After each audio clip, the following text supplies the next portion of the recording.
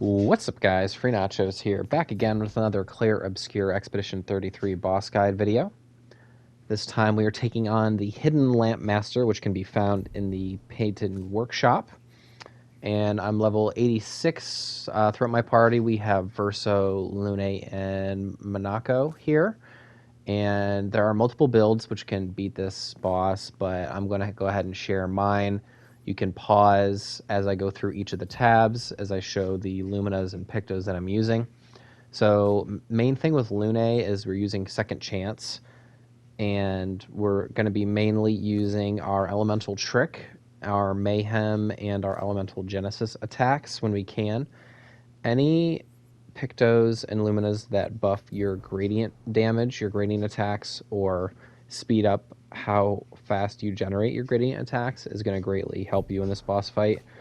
This boss can also do blight damage to you, and it can exhaust you if you get hit with a certain combo. So there is one Lumina that is anti-blight, which is very helpful in this fight, and there's another one which is, I think it's called Exhausting Power, which is like 2 points worth, and it can really help you if the enemy does an attack that exhausts you. And the exhaust status effect prevents you from gaining AP from any source for a time, so that's very important.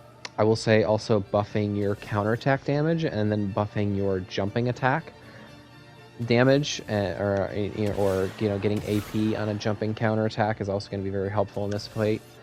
With Verso, I'm using the Chevelum weapon, which you start on rank S, and you can't gain health or shields throughout the fight, which is kind of the drawback of it, but you start on rank S.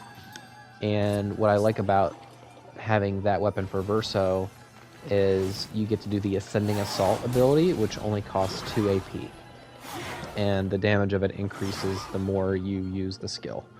So I think the first time I cast it, I did like a couple 100,000 damage, 200 and something thousand damage. And what I like about Monaco's weapon is it starts in the Almighty Mask, and you're able to do pretty massive damage. I wasn't even hitting a lot of criticals, but you're able to do massive damage out of the jump because you get to start in that Almighty Mask. And even if you don't have enough AP right away, you can just do like a base attack, generate more AP, and then do kind of your higher level skills and be in the Almighty Mask right away. So again, using my free aim shot to build up my perfection. This is one of the combos that it can hit you with. It's kind of like just a 4 combo hit. The last hit where he flies back and charges at you is really delayed. If you're going to dodge or parry it, you have to kind of wait to the last second. And it also kind of does the strange ritual with its lamp. If you're able to interrupt the strange ritual, you can stop this light attack from occurring. And what's bad about this light attack is it can hit your entire party if you don't dodge it or parry it correctly. I will say if you do perfect the parry on that specific attack, you'll pretty much wreck this boss. If you can really augment all of your counterattacks and really have your entire party counterattack with perfect parries, that's probably one of the keys to beating this boss, honestly. If you can get that attack down. I was mostly dodging in this fight. I did experiment with parrying.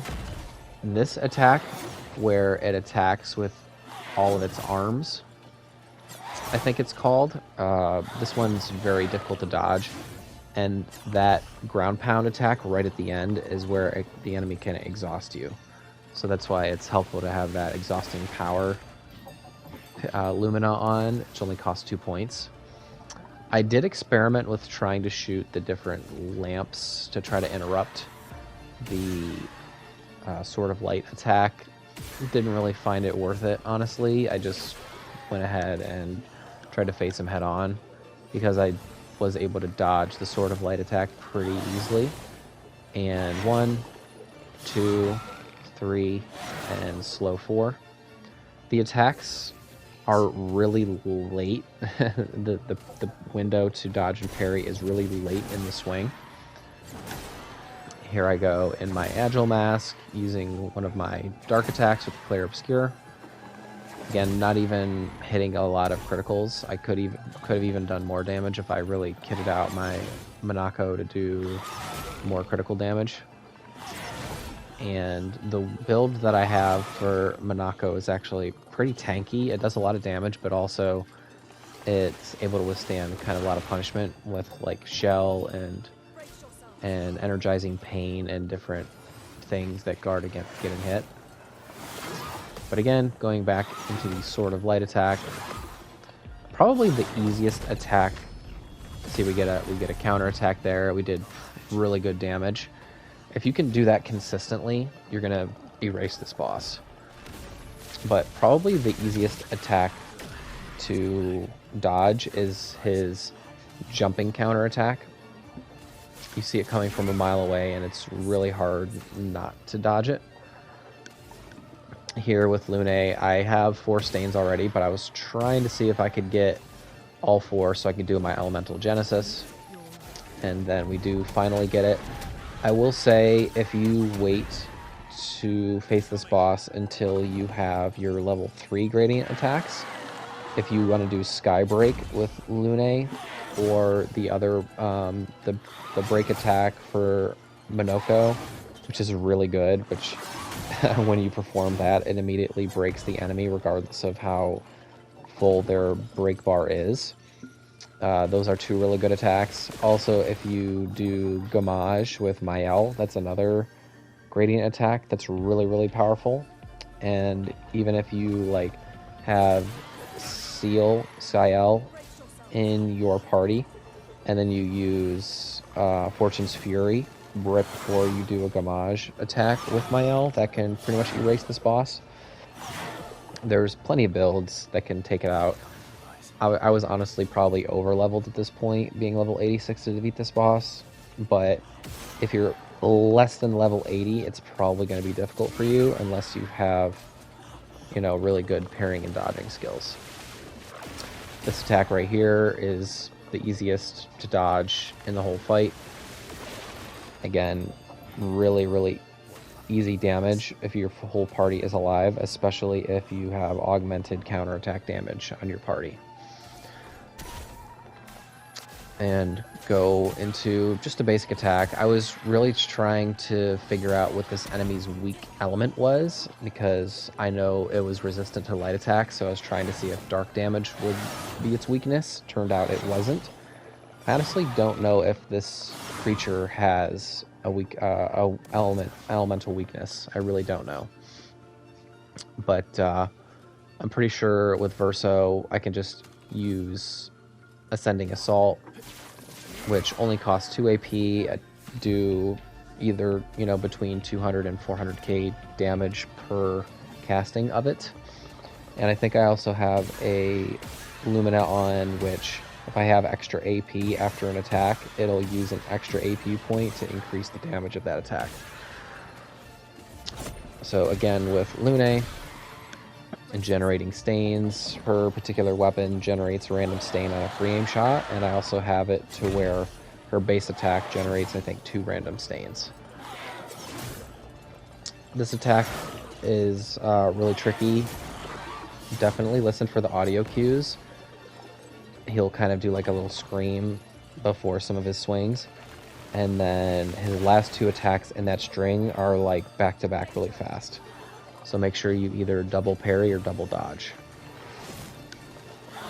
Back to his Sword of Light attack. We're about to take him out, honestly.